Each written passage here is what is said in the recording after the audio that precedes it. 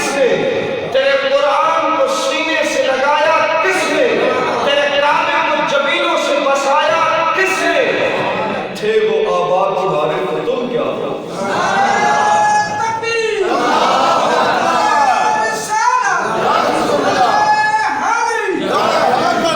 اقبال کہتے ہیں تھے وہ آباد تمہارے تو تم کیا ہو؟ کہتا ہے وہ گدیوں پہ بیٹھنے والے پیر، وہ بڑے بڑے مولویوں کے بیٹے اور بڑے بڑے جاگیرداروں اور بڑے بڑے شہداء کی اولادوں، سنو تھے وہ آباد تمہارے، ٹھیک ہے وہ تمہارے تھے، پدرے من سلطان کو وقت تم کہتے ہو کہ ہمارا باپ بڑا ہے، لیکن سن تھے وہ آباد تمہارے تو تم کیا ہو؟ اور تم بتاؤ تمہاری پرسنالٹی کیا ہے؟ تمہاری ذاتی حقیقت کیا ہے؟ تمہاری ذاتی حیثیت کیا ہے؟ تم کون ہو؟ کس لیے ہو؟ کیوں ہو؟ کہتے تھے وہ آباد تمہارے تو تم کیا ہو؟ ہاتھ پہ ہاتھ دھرے منتظرے فردا ہو، کہتا ہے وہ زمانے میں تھے معزز مسلمہ ہو کر ہم خار ہوئے تاریخ قرآن ہو۔ اس نے کہا جس نے قرآن کو سینے سے لگایا ہے وہی محمد عربی کے شعر۔ حضرات مجلس آئے سنتے ہیں دنیا کیا حضور صلی اللہ علیہ وسلم نے کیا، مسلم شریف کی حدیث ہے، اور حضرت مستور بن شداد حضور کے صحابی وہ کیا فرماتے ہیں؟ کہتے ہیں کہ قال سمعت رسول اللہ صلی اللہ علیہ وسلم، ہم نے حضور سے سنا، یقول سرکار دو عالم صلی اللہ علیہ وسلم نے کیا فرمایا؟ فرمایا واللہ مت دنیا فی الآخرت، حضور نے فرمایا اللہ کی قسم آخرت کے مقابلے میں دنیا کی مثال ایسے ہے، حضور دنیا اور آخرت کی مثال دے رہے ہیں۔ اب سرکار فرما رہے ہیں واللہ مت دنیا فی الآخرت، فرمایا قسم ہے اللہ کی، دنیا کی حیثیت آخرت کے مقابلے میں کیا ہے؟ حضور کے سینے میں دنیا آخرت کے مقابلے کیڑی سے جیسے کمپیریزن کیا جاتا ہے، ڈفرینشیٹ کیا جاتا ہے، دو چیزوں کا باہمی موازنہ کیا جاتا ہے، دیکھا جاتا ہے پھر پرکھا جاتا ہے۔ لوگ کہتے ہیں پہلے تولو پھر بولو، اب یہاں تولے بھی جا رہے ہیں، لفظ تو میرے آقا کی محتاج ہے، وہ بھی ہاتھ باندھ کے کھڑے ہوتے ہیں یا رسول اللہ ہمیں بیان فرمائے۔ اب میرے آقا علیہ السلام کیا فرمایا؟ واللہ پر دنیا فی الآخرت، فرمایا اللہ کی قسم دنیا کے مقابلے میں آخرت کیا ہے؟ حضور نے فرمایا الا مثل ما یجعل احدکم، سرکار نے فرمایا اگر تم میں سے کسی ایک بندے نے اپنا ہاتھ کی انگلیاں اصبعہ فی الجم، حضور نے فرمایا کسی نے اپنے سمندر میں اپنے ہاتھ کی انگلیاں ڈالی، بہتا سمندر ہو گیا، بہتا سمندر ہو، اس کے اندر بندہ اپنے ہاتھ کی انگلیاں ڈالے اور پھر اسے باہر نکال دے، حضور نے فرمایا اس کے ساتھ جیسے اپنی انگلیاں باہر ڈالتا ہے اور پھر باہر نکال دیتا ہے اور پھر دیکھتا ہے کہ اس کے ساتھ کوئی چیز لوٹی نہیں ہے، وہ خود انگلیاں واپس لوٹ کے آ گیا، فَالْجَنْزُ بِمَا يَرْجُ، حضور نے فرمایا وہ دیکھتا ہے کہ وہ خود ہی واپس آ گیا۔ آقا علیہ السلام نے فرمایا دنیا کی مثال ایسے ہی ہے کہ کہیں سمندر کا پانی بہ رہا ہو، بندہ اس میں اپنا ہاتھ ڈالے، انگلیاں اس پانی کے اندر جائیں اور پھر باہر نکال لے، جیسے وہ ساتھ کچھ نہیں لے کر آتی نا، بندہ دنیا سے کچھ نہیں لے کے جاتا، لے کر جاتا ہے تو محبت رسول اللہ لے کر۔ آدم جنوی صاحب کی قبر پہ میں نے لاہور کل بھی حاضر دی، چھوٹی سی مسجد تھی جیسے میری چھوٹی سی مسجد ہے، یہ لگتی تو چھوٹی سی ہے پر لیکن اگر کوئی سیکھنے آئے تو بہت بڑی ہے۔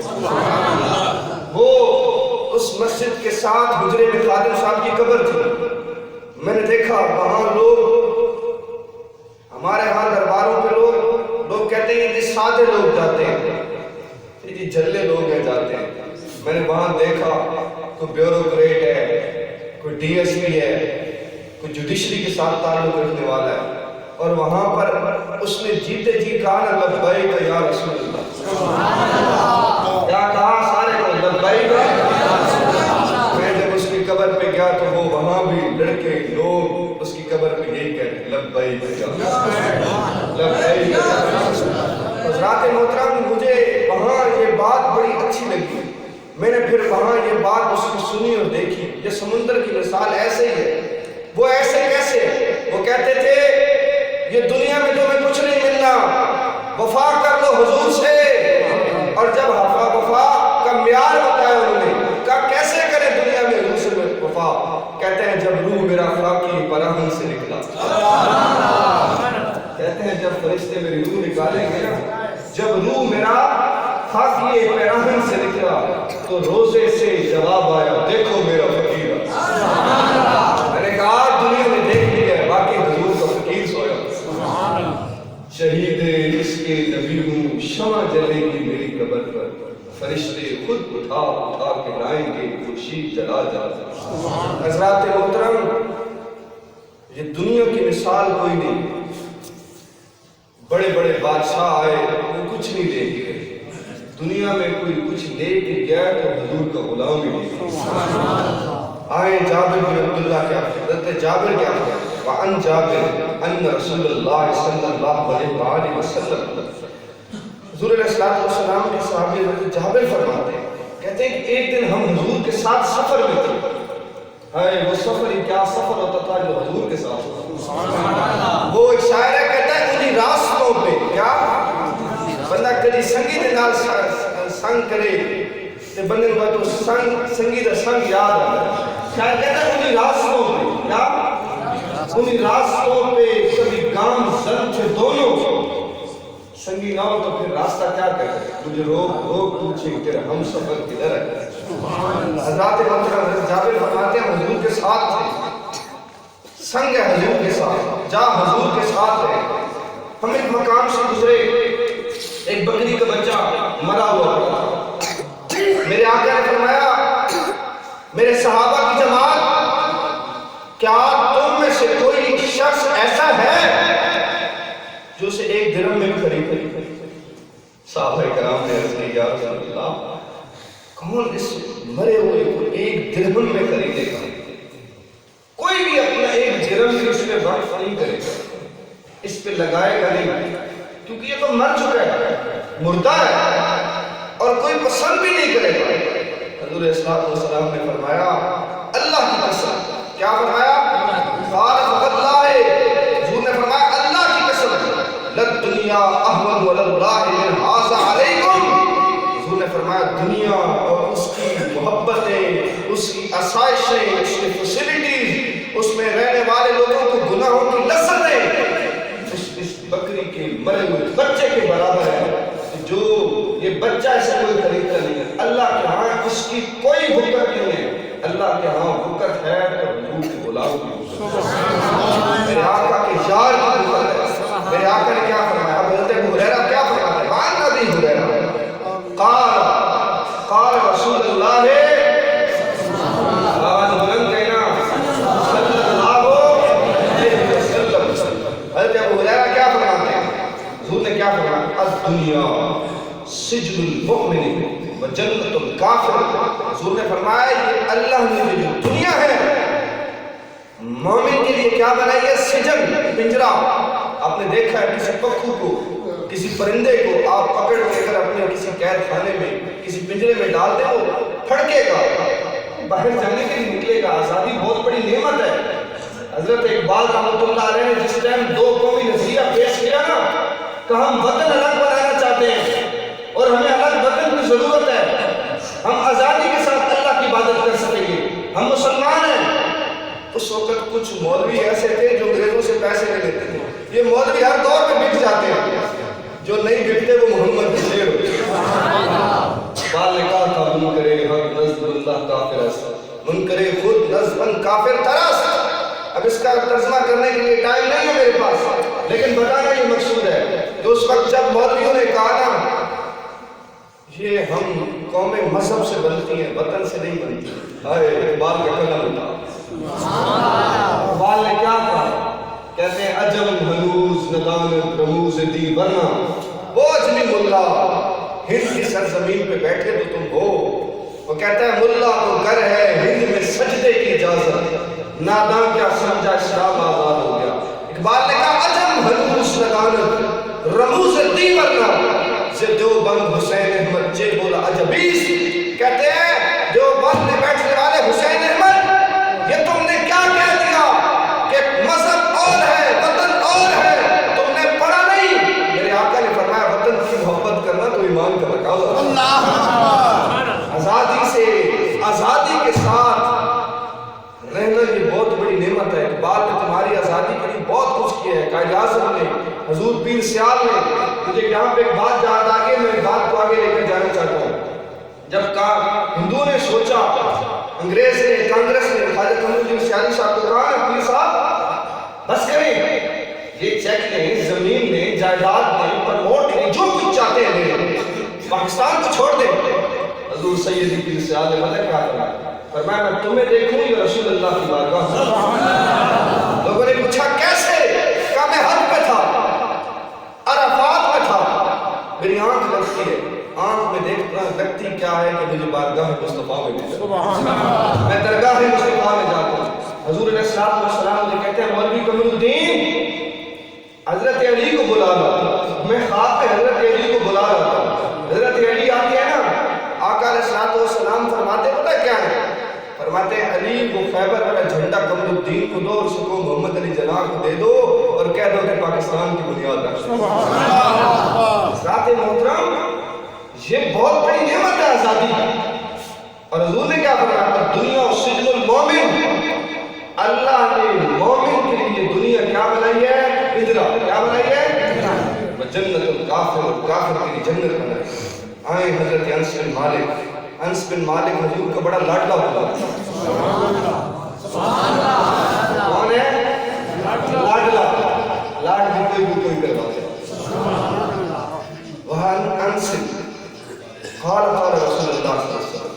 حضور علیہ السلام نے پتہ کیا فرمایا, فرمایا کہ اللہ تعالیٰ کسی مومن کی نیکی کو ضائع نہیں کرتا.